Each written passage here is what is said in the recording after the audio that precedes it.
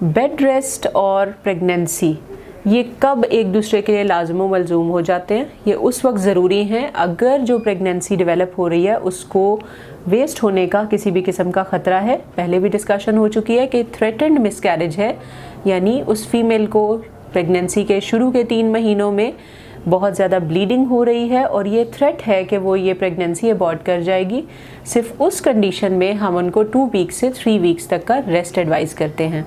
इसके अलावा जो प्रेगनेंसी के एंड के 3 मंथ्स हैं, अगर उसके अंदर प्लेसेंटा प्रीविया यानी जो प्लेसेंटा है या बच्चे की आवल है वो बच्चेदानी में नीचे की तरफ लगी हो तो हम उनको बेड रेस्ट एडवाइस करते हैं। एक और चीज़ जो बहुत इम्पॉर्टेंट है वो ये है कि प्रेगनेंसी के अंदर खून बहुत ज़्यादा गाढ़ा हो जाता है और खून के जमने की सलाहियत बढ़ जाती है।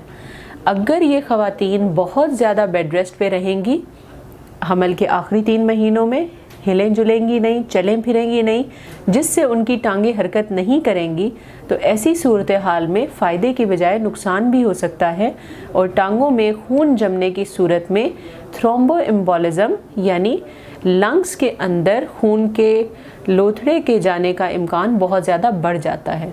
यही वजह है कि प्रेगनेंसी के अंदर हम पेशेंट को एडवाइस करते हैं कि वो रेगुलर अपनी एक्टिविटी को कंटिन्यू करें और वो पेशेंट्स जिनको बेड रेस्ट एडवाइस किया जाता है उन्हें बेसिकली सख्त काम से मना किया जाता है और वो अपने नॉर्मल रूटीन के काम करने के लिए चल फिर सकती हैं।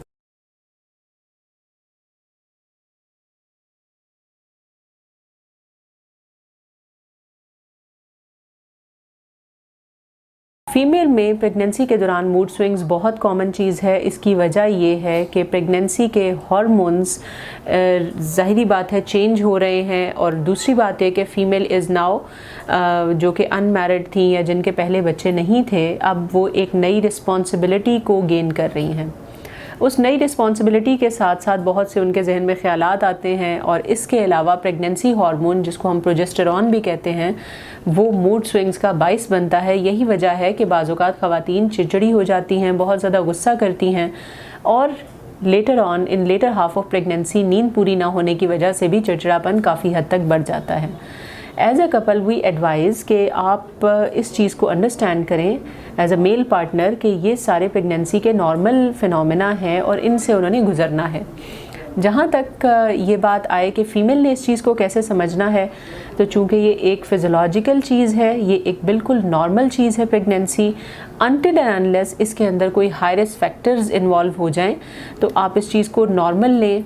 रोज़ाना लाइट वॉक करें, कोई भी चीज़ जो आपको रिलैक्स करती है उसके अंदर एज अ कपल अपने आप को इन्वॉल्व करें और in addition to your baby आप अपने स्पाउस का भी ख्याल रखें ताकि आप एक हेल्दी मैरिटल रिलेशन को कंटिन्यू कर सकें।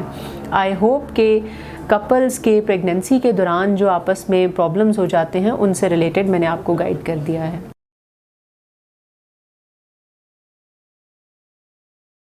नॉर्मली देखा गया है कि अगर किसी बच्चे के फेस पे या उसके बॉडी पार्ट पे एक रेड कलर का पैच हो तो उसको ग्रहण का असर कहा जाता है और उसको इस चीज़ से रिलेट किया जाता है।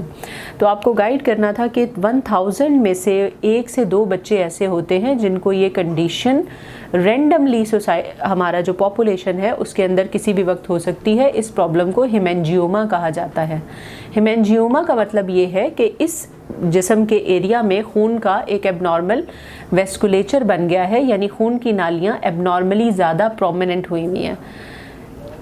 ये चीज़ सूरज ग्रहण या चांद ग्रहण के साथ किसी भी तरह से डायरेक्टली रिलेटेड नहीं है, बल्कि ये हर 1000 में से 2 या 3 ख़वातीन, वो 1000 ख़वातीन जो प्रेग्नेंट हैं उनके बच्चों को हो सकता है 1 या 2 बच्चे को। तो it is randomly present in the population और इसका चांद ग्रहण या सूरज ग्रहण से कोई डायरेक्ट रिलेशनशिप नहीं है।